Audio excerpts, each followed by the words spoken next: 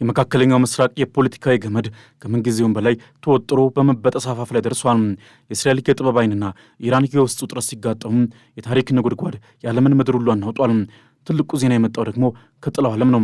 እስራኤል የስለላ ተቋም ሞሳድ በጣም ያልተለመደና አስደንጋጭ በሆነ መንገድ ለኢራን ሕዝብ በአደባባይ የድጋፍ ጥሪ አስተላልፏል። አብራችሁን ወደ ጎዳና ውጡ፣ ጊዜው ደርሷል የሚለው የሞሳድ መልእክት ከቃል በላይ ነው። ይህ የሚስጥር ጦርነት አሁን በይፋ ወደ ፖለቲካ እርምጃ ተለውጧል ማለት ነው። ሞሳድ የሰጠው ይህ የእርዳታ ቃልም የኢራንን የስልጣን ማዕከል ከስሩ ለመናድ የተደረገ ልዩ የጂኦፖለቲካ እርምጃ ሆኗል።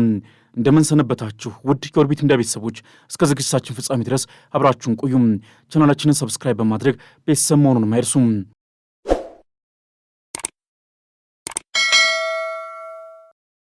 ይህ ያልተጠበቀ የሞሳድ እርምጃ የመጣው ኢራን ውስጥ የህዝባዊ ተቃውሞ ማዕበል እንደ እሳት እየተቃጠለ ባለበት ወቅት ነው። ተቃውሞዎቹ የጀመሩት በኢኮኖሚ ውድቀት፣ በነዳጅ ዋጋ ንረትና በአገራዊ የውሃ እጥረት ምክንያት ሲሆን የኢራን ሪያል ደግሞ መሬት ላይ እንደወደቀ ወረቀት ዋጋውን አጥቷል።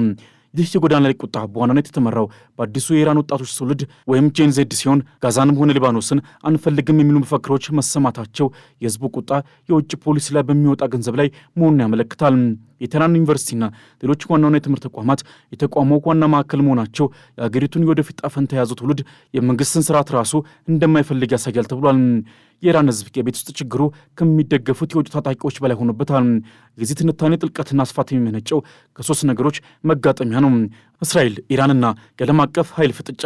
ሞሳድ እኛ ከእናንተ ጋር ነን በቃል ብቻ ሳይሆን በመሬት ላይ ማለቱ ከባድ የዲፕሎማሲ ፈንጂ ነው።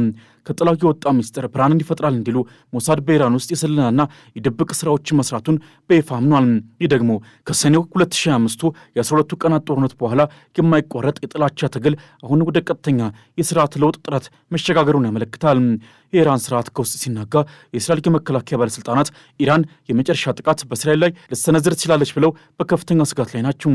የኢራን መንግስት የህዝብን ትኩረት ከውስጥ ችግሩ ለማዞር በውጭ ጠላት ላይ ጥቃት የመሰንዘር አደጋው ከፍተኛ ሆኗል።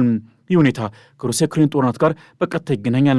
ኢራን የሩሲያ ቁልፍ ወታደራዊ አጋር በመሆን ለሩሲያ ድሮኖችን በማቅረብ የዩክሬን የኃይል መዋቅር ለማጥፋት ትረዳለች። የኢራን መዳከም ማለት ደግሞ ለፑቲን ትልቅ ድንጋጤ ማለት ሲሆን፣ ምክንያቱም በዩክሬን ጦርነት የሞራልና የወታደራዊ ድጋፍ ከምስራቃዊው ማለትም አክሲስ ኦፍ ሬዚስታንስ ላይ ትልቅ ምሰሶ ይናዳል። የእስራኤሉ ጠቅላይ ሚኒስትር ቤንያሚን ኔታንያሁና የአሜሪካ አቻቸው ዶናልድ ትራምፕ ባደረጉት ውይይት ትራምፕ ኢራን የኒኩለር ወይም የሚሳይል ፕሮግራሟን ብትገነባ አዲስ ጥቃት እንደሚሰነዝሩ ማስጠንቀቃቸው ይታወሳል። ይህ የሚያሳየው ምዕራቢያን በኢራን ላይ በሁለት አቅጣጫ ግፊትን እየፈጠሩ መሆኑ ነው። የዞን ጥርስ ከዞን ይገኛል እንዲሉ የኢራንን ስርዓት መናድ ማለት የሩሲያንና የቻይናን በክልሉ ላይ ያለውን ተጽዕኖ ማዳከም ስለሆነ ይህ ከዩክሬን ጦርነትና ከባልቲክ ባህር ውጥረት ጋር የተያዘ የጂኦፖለቲካዊ ሰንሰለት ነው። እስራኤል አሁን ለድንገተኛ ጦርነት እየተዘጋጀች መሆኑን የጦር መሪዎቿ እየገለጹ ነው። ይህ ዝግጅት በሶስት ግንባሮች ማለትም ኢራን፣ ሊባኖስና ዌስት ባንክ ላይ መሆኑ የቀጠናውን ለመረጋጋት ከሽብርተኝነት ትግል አልፎ ሙሉ በሙሉ ወደ ኃይል ፍጥጫ እያመራ መሆኑን ያመለክታል። ይህ በእንዲህ እንዳለ የኢራን ጥቃት በድንገት ቢመጣ የኢኮኖሚ ውድቀትና የማዕድን ሀብት ጉዳይ ላይ የአሜሪካ የኢኮኖሚ ፍላጎት ይበልጥ ጎልቶ ይታያል። የትራምፕ አስተዳደር ትኩረት በዩክሬን ውስጥ ባሉ ማዕድናትና የተፈጥሮ ሀብቶች ላይ መሆኑን ቀደም ሲል ተመልክተናል።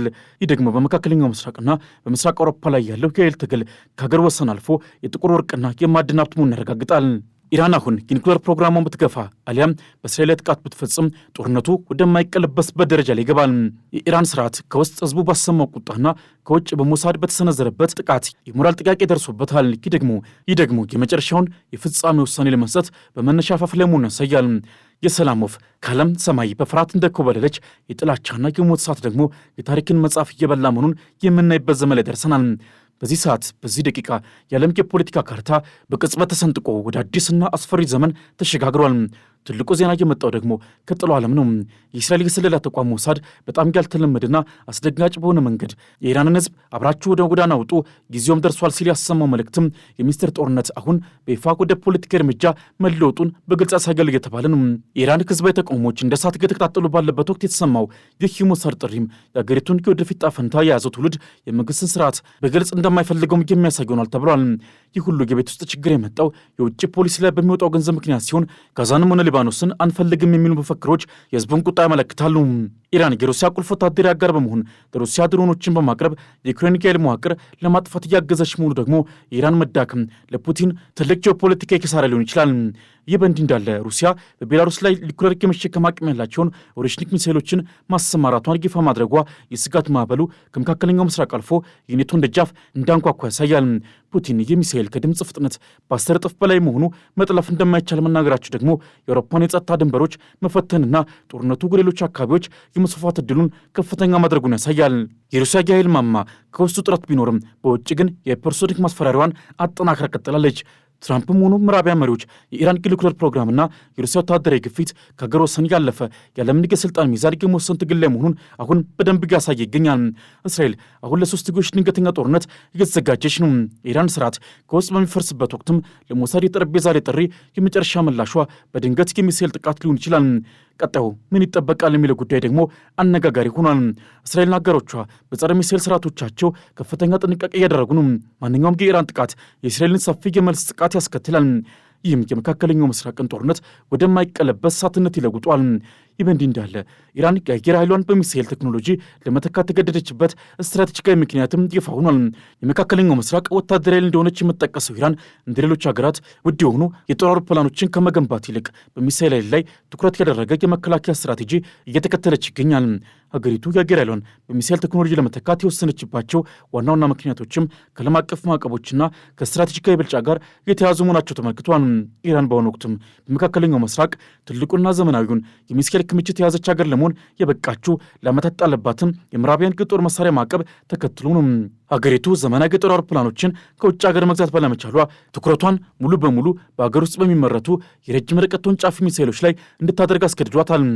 ይህ የወታደራዊ ስልት ለውጥ ዋነኛ መሰረቱ የዋጋ ልዩነትና ውጤታማነት እንደሆነ ባለሙያዎች ይናገራሉ። አንድ ዘመናዊ የጦር አውሮፕላን በመቶ ሚሊዮኖች የሚቆጠር ዶላር የሚጠይቅ ሲሆን ኢራን ግን በዚያ ወጪ በሺዎች የሚቆጠሩ ትክክለኛ ኢላማቸውን የሚመቱ ሚሳኤሎችን ማምረት ችላለች።